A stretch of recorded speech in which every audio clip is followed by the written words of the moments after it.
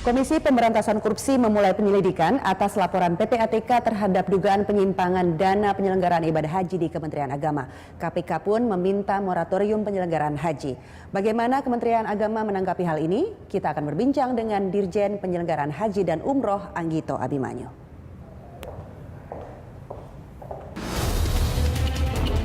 KPK menelusuri dugaan penyelewengan dana haji mengacu laporan LH PPATK yang menyebut transaksi mencurigakan pada penyelenggaraan haji periode 2004 hingga 2012.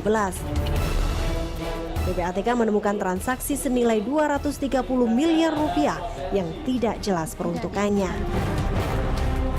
KPK juga kembali meminta moratorium pendaftaran haji. Pasalnya, KPK mensinyalir adanya penyelewengan pengelolaan dana haji tahun 2012-2013. Setoran awal atau uang muka yang diserahkan calon jemaah haji kepada pemerintah jumlahnya terus menggemuk tiap tahun. Dana setoran inilah yang dinilai rawan diselewengkan. Biaya penyelenggaraan ibadah haji BPIH yang terkumpul hingga tahun 2013 mencapai 80 triliun rupiah dengan bunga 2,3 triliun rupiah. KPK mempertanyakan pengelolaan bunganya yang dinilai tidak transparan. Potensi penyelewengan juga terjadi pada penentuan nomor antrian. Dari tahun ke tahun kuota haji tak bertambah, sementara calon jemaah haji semakin banyak. Hal ini dinilai membuka celah penjualan nomor antrian. Penyelidikan ini adalah berdasarkan laporan yang masuk dan kemudian juga hasil full bucket kita waktu itu. Anda ingat KPK kan pernah juga mengirim tim ya ke Mekah, ya, ke Madinah untuk full bucket istilahnya. Setelah menerima pengaduan, kemudian dianalisa, ditelaah, full bucket. Nah sekarang pada tahapan namanya penyelidikan. Ya, saat ini saya bersama Dirjen Penyelenggaraan Haji dan Umroh Anggito Abimanyu. Pak Anggito, KPK meminta Kementerian Agama untuk melakukan moratorium penyelenggaraan haji. Sudah pernah mendengar secara resmi, Pak? Belum ada rekomendasi dan belum ada surat sama sekali. Saya hanya mendengar lewat media aja. Hanya mendengar lewat media, tapi waktu saat itu KPK melalui juru bicaranya juga sudah mengatakan itu ke media massa. Saya tidak tahu maksudnya apa. Waktu ada talk show hari Minggu ya di sebuah televisi swasta, Mas Johan Budi berkali-kali mengatakan moratorium. Saya bilang, Mas itu di mana bunyi moratorium itu? Saat itu ada Pak Anggito ya, di sana. Dia live by phone, saya di studio gitu. Saya cek, Mas, ini rekomendasi dari Anda itu tidak ada moratorium. Yang 48 rekomendasi. 49 rekomendasi. Tidak ada itu. Jadi saya nggak tahu maksudnya apa. Lalu jawaban KPK saat itu? Oh gitu tuh Mas, saya malah nggak tahu gitu. Seingat saya KPK sebelum ini juga pernah meminta Kementerian Agama untuk melakukan moratorium Pak tahun lalu. Tidak ada. Tahun 2012 untuk penyelenggaraan haji 2013. Saya tidak bisa menganggap ucapan itu sebagai suatu hal yang resmi ya. Karena di birokrasi kan semua harus tertulis gitu. Kalau memang dasarnya itu tertulis dan alasannya apa, baru kami bisa menanggapi. Saya tertulis juga. Yang saya tahu, KPK itu menyoroti masalah pengelolaan keuangannya. Gitu. Jadi masalahnya apa, sarannya apa, nggak nyambung gitu. Yang disarankan sama dia kan supaya gini, uangnya karena waktu tunggunya panjang, uangnya tambah banyak sehingga menimbulkan risiko penyelewengan. Tapi itu kan uangnya, bukan soal bukan masalah moratoriumnya. Karena toh mau diberhentikan uang juga sudah banyak sekarang. Kami sudah menyurati 7 kali ke KPK, tapi tidak pernah ditanggapi. Kan selama ini KPK selalu mengatakan kita tidak melaksanakan rekomendasi. Sejak saya datang pertama kali 2012, saya langsung datang ke Pak Busro. Saya datang ke KPK. Saya minta arahan dari mereka. Waktu itu ada Pak Busro, ada Pak Bambang Wijoyanto, ada timnya. Lalu mereka menyampaikan, ini loh Mas, ada rekomendasi yang belum dijalankan oleh Kementerian Agama. Mulai saya masuk sampai dengan 2013 saya percepat. Regulasi di bidang haji, di bidang pendaftaran, di bidang perumahan, di bidang pengawasan KPHI, dana abadi umat, pengelolaan keuangan. Alhamdulillah saya beresin semua. Kemudian saya tanya sama KPK, saya surati terus, itu alamatnya kepada Wakil Ketua KPK dan Deputi Bidang Penelitian dan Pengembangan. Saya surati terus, Tidak pernah ada tanggapan. Pak, tapi kan Irjen Kemenak tuh Pak M. Yasin tuh membenarkan ada oknum dari Kemenak yang menerima atau menyelewengkan dana haji dalam jumlah yang besar, bahkan katanya bisa beli rumah dan mobil gitu. Saya nggak tahu juga, aneh toh? Bapak tidak tahu sama Nggak sekali? tahu saya nggak diberitahu. Saya juga kaget tadi Pak Yasin, saya dapat info dari media. Saya tanya Pak Yasin, ini apa ini? Kok Irjen menyampaikan pemberitaan yang saya nggak tahu? Tanggapannya, jawabannya? Saya nggak, besok akan saya jelaskan. Loh, kenapa kok Anda sudah memberikan pada pers dulu sebelum pada saya? Atau kepada menteri? Karena dia adalah aparat dari Kementerian Agama yang harusnya menyampaikan dulu ke dalam dulu, baru keluar.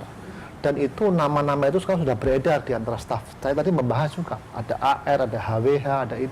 Semua teman-teman saya ini AR ini siapa? Abdul Rauf, Abdul Razak, Abdul... Banyak sekali yang berinisial AR. Iya, apalagi nama-nama muslim itu kan AR banyak. Itu menimbulkan suasana yang tidak nyaman di kami. Ya, apakah mungkin misalnya Irjen Kemenak Pak Yasin sekarang juga dulu bekas orang KPK? Sehingga mungkin mendapat informasi terlebih dahulu dari... Informasi itu sah mantan saja. Dia sebagai Inspektorat Jenderal itu sah untuk mendapatkan informasi tangan pertama, tapi bukan konsumsi publik. Ya enggak? Karena itu kan konsumsi internal dulu, diolah dulu, dikonfirmasi pada yang bersangkutan. Dan kepada pimpinannya saya dikonfirmasi, Pak, nama-nama ini terindikasi menerima gratifikasi ke apa? Sudahkah Pak Anggito mendapat penjelasan atau informasi mengenai dugaan penyelewengan 230 miliar? Saya sudah pernah mendengar, saya sudah ketemu kok dengan PPATK tahun lalu tanggal 9 Januari 2013. Yang kedua, dia mengatakan ada 230 miliar dana yang diindikasikan transaksi yang mencurigakan. Saya bedah apa itu, ternyata uang-uang yang mampir di rekening pribadi dari staf PHU. Saya bilang, apa yang salah gitu? Apakah dia korupsi? Tidak kan? Dia hanya membuka rekening atas nama pribadi untuk menampung uang negara. Itu keliru prosedur gitu. Karena saya di Kementerian Keuangan waktu itu mengatakan itu sebagai rekening liar yang tidak boleh, harus ditutup. Setiap pembukaan rekening itu harus izin Menteri Keuangan. Maka tahun 2012 sudah nggak ada lagi itu uang yang disimpan di rekening pribadi. Tidak ada sekarang. Saya sudah jelaskan kepada mereka. Lalu kemudian ada penggunaan PPIH untuk keperluan-keperluan di luar dinas. Saya bilang, lihat mana gitu. Mana, saya belum pernah lihat gitu. Saya tidak menyalahkan, tapi saya lihat dong rekeningnya gimana. PPATK bilang, ini ada rekening. Ya tindak saja, nggak usah dianalisis gitu. Kalau itu memang salah, ya kasihlah hukuman, sanksi yang setimpal dengan perbuatannya. Artinya sekarang Pak Anggito sekali lagi bisa menjamin bahwa sudah tidak ada lagi rekening pribadi dari staf Kementerian Agama yang menampung nggak ada. Dana Semuanya rekening jabatan, termasuk yang sekarang disebutkan rekening Menteri Agama. Tidak ada rekening pribadi, rekening jabatan Menteri Agama. Artinya itu hanya isu atau rumor? Bukan, salah menginterpretasikan bahwa rekening itu kan rekening Menteri Agama, CQ, Dirjen PHU, QQ, nama jamaah. Itu rekening jabatan. Di setiap bank itu ada. Gitu. Nah, ini ada yang memelintirkan sehingga seolah-olah rekening pribadi. Ini kan ada juga usulan dari KPK atau juga dari sejumlah kalangan bahwa sebaiknya untuk meminimalisasi kerawanan penyimpangan terhadap uang jamaah ini, tidak usahlah jamaah itu membayar saat mendaftar gitu, membayar saat hendak berangkat saja begitu. Apakah itu menjadi pemikiran atau pertimbangan dari Kemenak? Jadi maksudnya daftar tanpa bayar? Daftar tanpa bayar. Logis nggak itu? Tapi kan begini Pak, kita kan tidak dalam realisasinya sekarang jamaah itu tidak bisa mendaftar pada tahun yang sama, berangkat tahun yang sama, bisa menunggu 3, 4, 5 atau 7 tahun bahkan. Naik haji itu kan wajib bagi mereka yang mampu. Jadi kalau nggak mampu nggak wajib. Ukuran mampu apa coba? Bisa daftar kan? Bisa bayar kan? Jadi menurut saya itu agak sulit dari sisi persyaratan orang naik haji. Orang mau naik haji itu harus memenuhi 3 persyaratan atau namanya istitoah. Kemampuan keuangan, kemampuan agama atau ibadah, dan kemampuan kesehatan. Ya. Kalau dia sehat, dia baik, ibadahnya nggak punya uang, nggak wajib kok. Jadi ukuran itu harus kalau dalam manajemen harus diukur kan. Ukuran itu adalah mendaftaran dan dia membayar. Oh, dia ada kemampuan keuangan. Kalau dia daftar nggak bayar, itu bisa dibayangkan dua hal. Satu, yang antri akan semakin banyak. Ya kan? Oh, enggak, kan masyarakat taunya enggak bayar kok. Meskipun nanti bayar pada waktu pelunasan. Berarti dia pinjam uang dulu bisa nanti bayar pelunasan. Itu kan tidak sah seperti itu. Maka kita menjaga agar haji yang diterima itu dengan cara memastikan bahwa orang yang mendaftar itu punya kemampuan keuangan. Jadi yang menentang ini bukan saya ini, tapi ahli-ahli fikih yang menentang bahwa boleh daftar dulu tanpa membayar. Itu karena tidak sesuai dengan prinsip-prinsip istitoah ataupun kemampuan. Nah, itu yang saya kira menjadi keberatan dari, saya tahu maksudnya apa, tapi sebetulnya dan itu tidak menyentuh masalah yang sebenarnya. Masalahnya kan adalah bahwa KPK ataupun instansi lain itu meragukan kemampuan Kementerian Agama untuk mengolah uang sebesar itu. Sekarang uangnya toh sudah besar kok. Dan setiap tahun bertambah besar karena peminatnya semakin banyak, waktu tunggu semakin banyak. Itu konsekuensi logis dari sistem yang kita anut, yaitu sistem antrian. Nah, itu yang kemudian dikhawatirkan sebagian kalangan bahwa itu lebih besar uangnya berarti lebih rawan penyimpangannya dan lebih menggoda begitu ya Pak ya. Karena kan uang-uang calon jamaah yang mendaftar itu kan dalam jumlah puluhan triliun, begitu bunganya saja juga sudah triliunan begitu. Setuju saya. Kalau itu setuju saya. Ya, setuju. Maka ya sekarang kalau begitu caranya gimana, ya benahi dong pengelolaan keuangannya. Ya toh harus profesional. Artinya apa? Yang mengolah uang itu yang ahli keuangan. Gitu kan? Seperti apa sih sebetulnya investasi dana haji ini dilakukan? Mbak, sebetulnya uang kita itu nggak diinvestasikan, disimpan saja. Disimpan saja. Dan diamankan, tidak dipakai untuk macam-macam gitu. Jadi saya tidak tahu bagaimana cara penyelewengan penyimpanan uang gitu. Karena uang itu nggak masuk ke kas kita, semuanya ke bank, bayarnya ke bank, ya kan, bayar ke bank yang mencatat, bank yang melaporkan pada kita, ya kan. Kemudian dikirim ke Bank Indonesia. Waktu masuk kembali dari Bank Indonesia kan ditempatkan di deposito, digiro sebagian kecil, dan sebagian lagi disimpan di kas negara, sukuk. Semuanya tuh nggak ada uang cash yang kita terima, semuanya otomatis aja. Antar bank. Antar bank, dan kemudian antar rekening. Itu termasuk pengelolaan bunga juga, tidak hanya pokok? Iya, kan bunganya semuanya transparan. Semuanya bunganya pasti di atas penjaminan. Tidak ada bunga yang di bawah penjaminan. Sekarang kan jamaah nggak tahu nih uang saya berapa. 25 juta kok saya tunggu waktu 10 tahun. Bunganya berapa dalam 10 tahun? Dia harusnya mengetahui pada waktu dia berangkat. Karena waktu dia berangkat itu uangnya dikembalikan dalam bentuk dua, tunai dan dalam bentuk pelayanan. Nanti pada waktu dia berangkat di embarkasi dikasih ini uang living cost. Dari mana uang itu? Dari uang yang Anda simpan sendiri. Ini uang Anda. Satu, yang kedua, masuk ke embarkasi gratis. Asuransi dia gratis, paspor dia gratis, kemudian general service fee waktu masuk ke Arafah Mina dia gratis, gitu kan? Tapi gratis itu dibayari sama siapa? Sama uang ini sendiri. Tapi ada juga Pak yang mengatakan begini, jamaah kan bisa mengatur atau menginvestasi uangnya sendiri gitu dalam masa tunggu itu gitu. Jamaah kita itu kan 80% dari kalangan menengah ke bawah ya, jadi nggak tahu investasi itu apa. Nggak tahu mereka. Yang penting mereka tuh naik haji.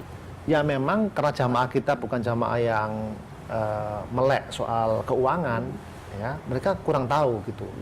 Meskipun kita jelaskan, bapak-bapak, ibu-ibu nanti tinggal di Madinah, hotel harganya segini.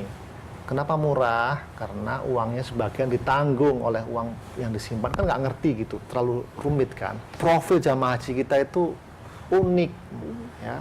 Pertama, lebih dari 50% lansia, umur 65 tahun ke atas, sudah pada pensiun, udah nggak mikir seperti itu, mereka hanya mikir ibadah. Yang penting sampai ke tanah suci. Buru-buru mereka mikir duit, yang penting duitnya ada, selesai. Gitu kan. Yang kedua, umumnya itu sudah risiko tinggi, sudah pada agak sakit-sakitan gitu. Jadi buru-buru mikir duit gitu. Nah, yang ketiga, pendidikannya juga nggak terlalu tinggi. Dan mereka tuh mbak tahu, mereka itu adalah sebagian penjual bakso, para pemulung, ya toh, tukang beca, itu yang dapat hidayah, tiba-tiba dapat rezeki uang, berangkat haji. Juga yang berpendapat bahwa sudahlah penyelenggaraan haji ini tidak usah di Kementerian Agama, tapi di luar saja, swasta bahkan yang bisa melakukannya itu.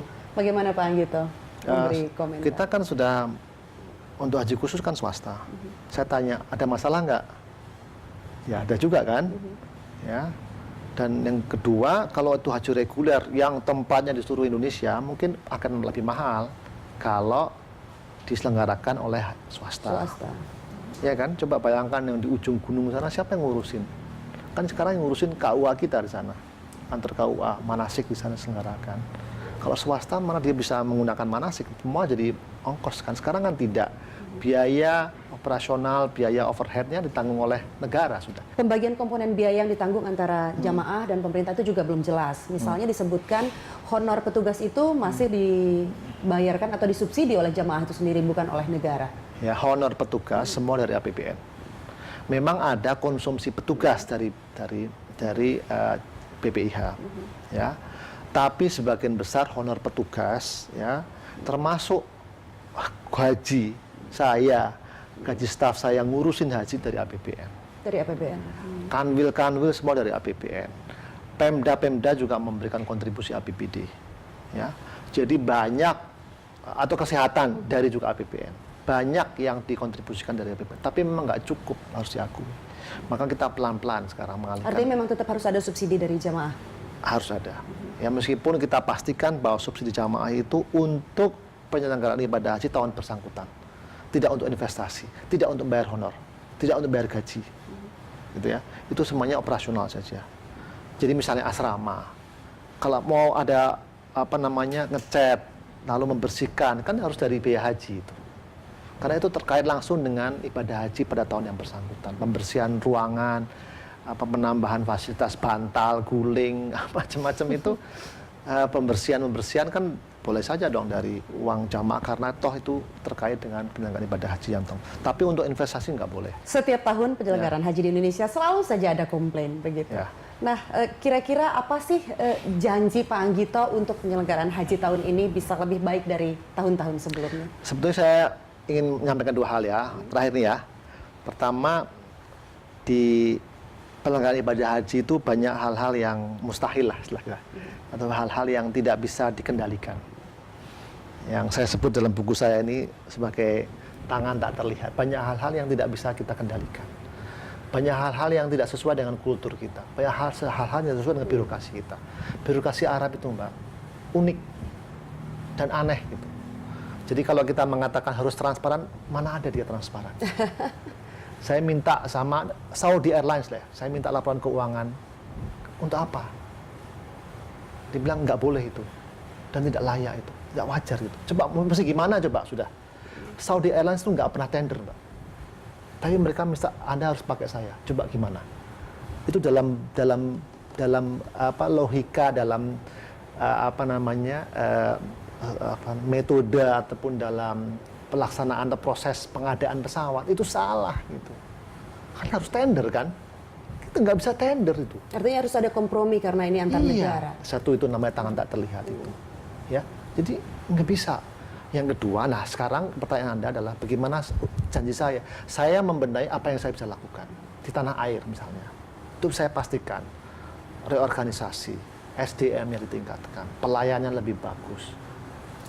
Pengelolaan keuangan lebih transparan, lebih profesional, nilai manfaatnya ditingkatkan. Itu saya insya Allah bisa. Ya, itu saya bisa. Tapi yang di sono-sono saya nggak bisa. Banyak aturan-aturan yang nggak sesuai dengan aturan kita. Suruh daftar, kan kita buka tender pemondokan. Suruh daftar, ini nggak mau mereka daftar. Mereka maunya ketemu aja nih, salaman deh, tolong deh rumah saya disewa gitu. Mau gimana coba? Kita ketemu deh sambil makan. Kita kan dianggap itu gratifikasi itu adalah klien, nggak bisa. Jam ketemu jam 2 pagi, coba gimana bayangin. Artinya kita kemungkinan masih akan mendengar komplain-komplain atau keluhan jamaah tahun ini karena belum akan sempurna. Sebelum baca buku saya ini, saya tidak terus nggak tahu lah bagaimana memecah kebuntuan ini. Pemondokan bayar dulu, kalau nggak uangnya hilang. Coba kita udah bayar, diusir sama mereka, uang hilang. Kan dianggap loh ini ada inefisiensi. Arab. Ya tapi kan jamaah tentu tidak mau tahu karena merasa sudah membayar. Ya di depan makanya cara saya adalah ya jamaah harus tahu waktu manasik dikasih tahu. Ini loh kultur orang Arab tuh begini. Artinya janji tadi itu apa Saya namanya? bisa lakukan Yang di sepanjang tanah dalam air. kendali kita. Di tanah air ya? Ya, dalam kendali kita saya bisa. Perbaikan rumah, perbaikan catering, itu saya bisa. Selama dalam kendali pemerintah Indonesia, insya Allah kita lakukan semaksimal mungkin. Dan saya sangat menghargai upaya KPK, BPK, BPKP, pengawas semua, Ombudsman, PPATK. Lihatlah, tapi jangan separuh-separuh ngelihatnya. Anda mesti lihat itu. Tangan-tangan tak terlihat itu. Anda lihat semua pelosok-pelosok penjuru birokrasi di sana. Lihat deh. Pak Gito, terima kasih telah berbincang dan berbagi informasi bersama kami. Terima kasih, Pak.